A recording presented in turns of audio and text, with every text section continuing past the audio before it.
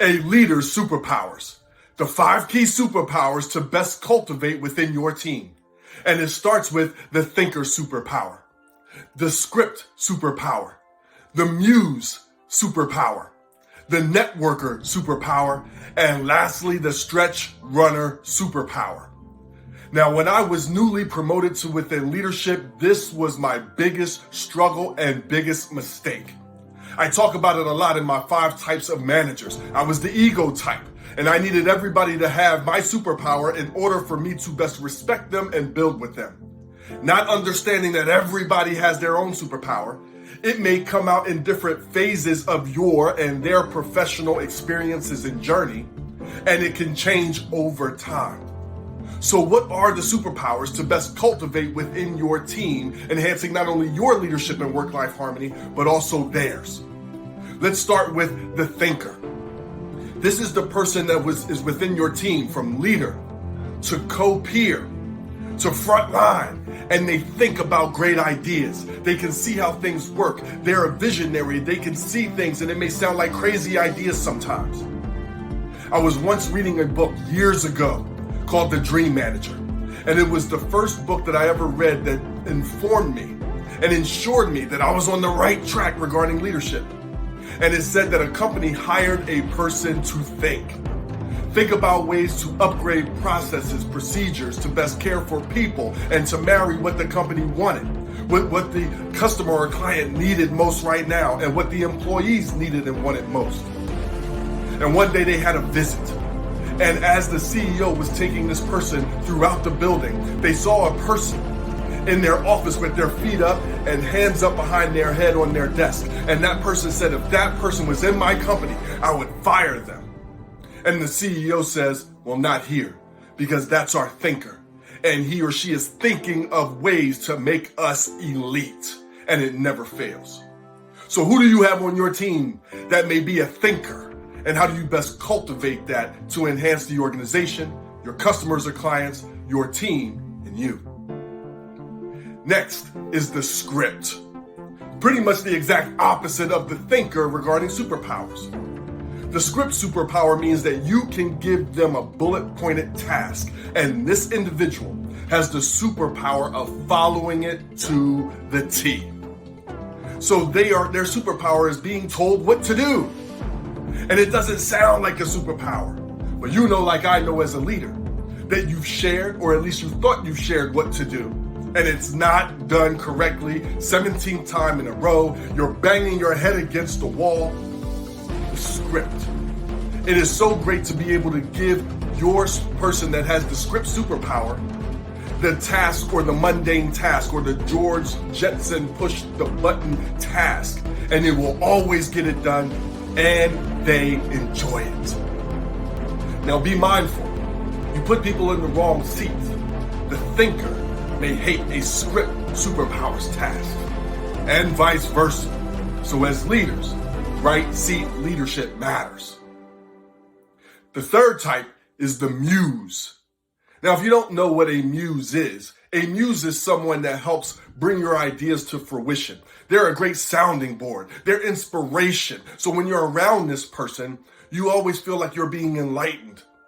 Your ideas are being nourished and flourished or fine-tuned. They are your muse. Now, some people have this superpower.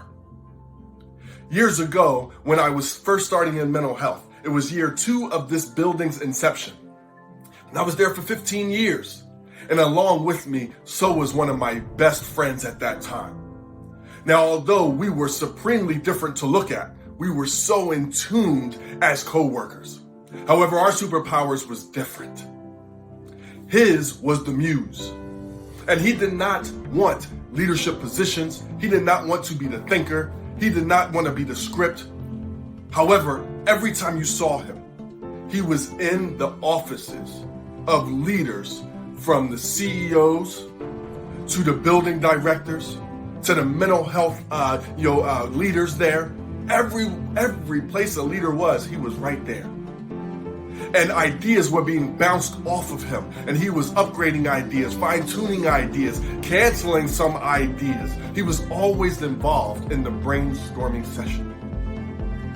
Nowadays, I get to say he heads up one of the best crisis management teams out there. However, he did not want the limelight. However, he could always be found fine-tuning the limelight.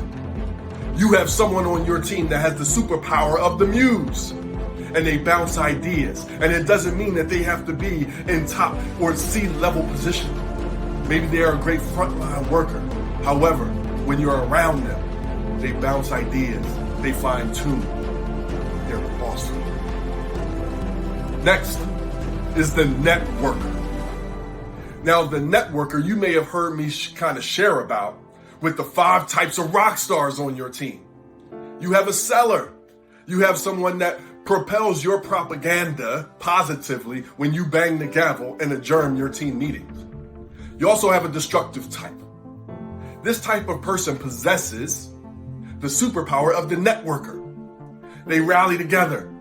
They're a shining beacon. They have a great personality. They can sell really great.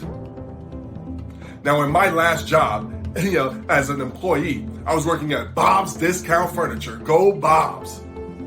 I was also having my own business, and I was starting the corporate part of leadership. However, I needed a job to pay the bills, because when you first start a business, it's make okay money, not do great money. So I needed a job. And at that job, I had a decision to make at some point, because I had networker superpowers. When I would go to the networking event, old school shaking hands, I could either be the Bob's guy or the leadership guy. I chose the leadership guy, and I hope that you feel like I feel that it worked out. However, either way, it wouldn't have worked out because of the possession of the superpower. So you have someone on your team that's a great networker. They rally people. And although you have a title, they may have more power. How do you best cultivate that to impact the team, or maybe even your community, or your social media presence within your organization, or to the world? Lastly is the stretch runner. The stretch runner is the superpower that crosses things across the finish line. You have the thinker that may think of ideas that are great for projects and that will up revenue or produce a new product, etc.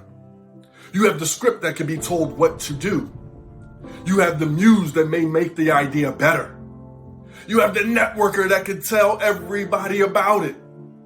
However, you need somebody that can pull it across the finish line, make sure all of the I's are dotted and the T's are crossed. This is the person that enjoys completing the task, because not everybody does. So, who are they on your team? How will you best cultivate that and reward that? These individuals don't always need more money or promotions. And let's face it, you don't always have more money and promotions to go around. How do you recognize these superpowers? How do you cultivate it on your team to make them even better at what they already naturally do? And how will you reward them, enhancing not only your leadership and work-life harmony, but also theirs? Remember, leaders build other leaders. I hope that you enjoyed what I shared with you today, and if you do, there's a whole lot more at youevolvingnow.com. That's YOU, evolvingnow.com. I look forward to you learning more, finding out more, and allowing me to be of best impact, influence, and protection for you with my speaking engagements, online trainings, and live and virtual mixed trainings for your organization, your leaders, your team, and your front line. Guys, until next time, enjoy your evolution.